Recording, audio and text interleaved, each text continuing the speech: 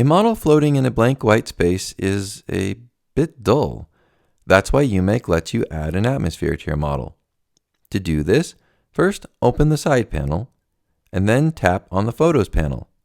Next, tap Atmosphere. Here, you will notice several categories for various atmospheres.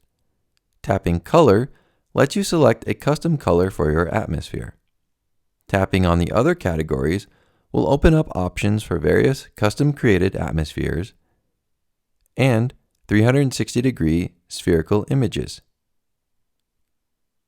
If you don't like a chosen atmosphere or want to clear it, simply tap Clear in the top right of the Atmospheres panel.